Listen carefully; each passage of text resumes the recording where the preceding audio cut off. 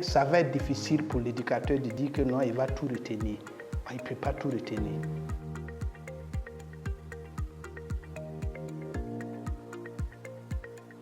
Comme a renseigné ce cahier, il faut dire que l'éducateur doit travailler à réunir l'ensemble des informations utiles pour renseigner ce cahier.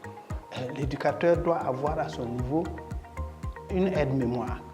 Et cette aide-mémoire, juste si c'est un petit cahier ou bien des feuilles, oui, il va noter, quand il mène l'activité, il peut noter le nom de l'enfant qui présente des difficultés. À ce moment, quand il aura besoin de renseigner ce cahier, il pourra s'appuyer sur l'aide-mémoire pour le faire.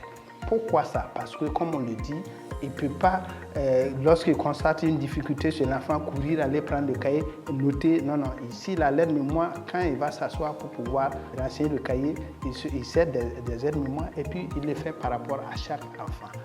Ici, il n'y a pas de remplir le cahier pour le remplir.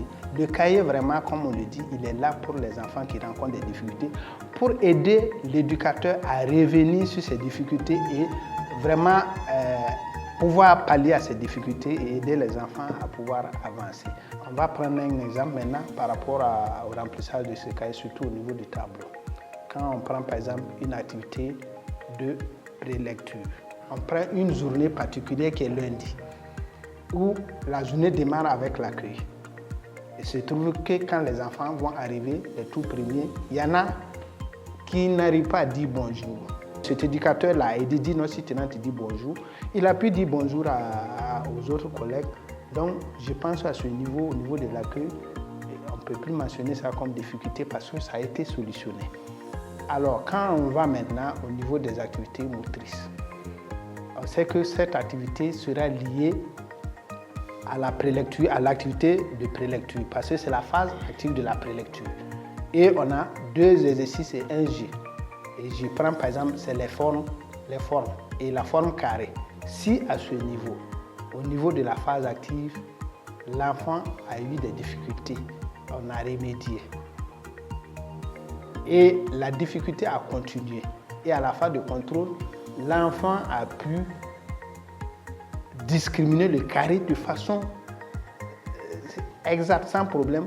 On ne peut plus mentionner ça comme une difficulté. Et si on continue après la récréation, s'il y a une activité, par exemple d'éducation musicale, où c'est de la discrimination auditive.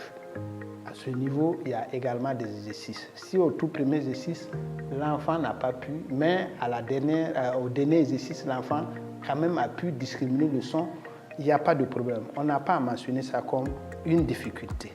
Maintenant, si j'y reviens par rapport à cette journée, où au tout début, les enfants, malgré la volonté des éducateurs à la porte, pour les amener à dire bonjour aux autres, en rentrant dans sa section, l'enfant qui n'a même pas regardé quelqu'un, il allait directement dans sa section, il faut mentionner ça comme difficulté.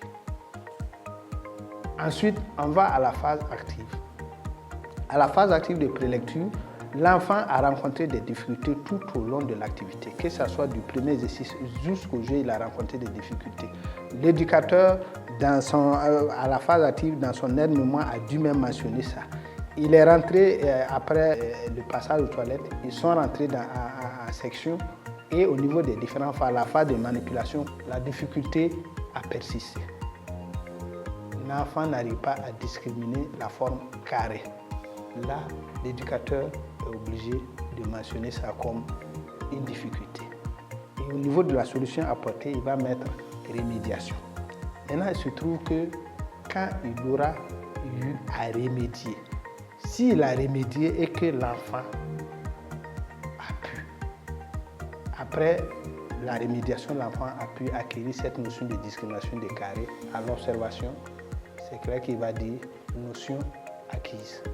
Ça, c'est des exemples de remplissage du cahier. Voilà. Au revoir.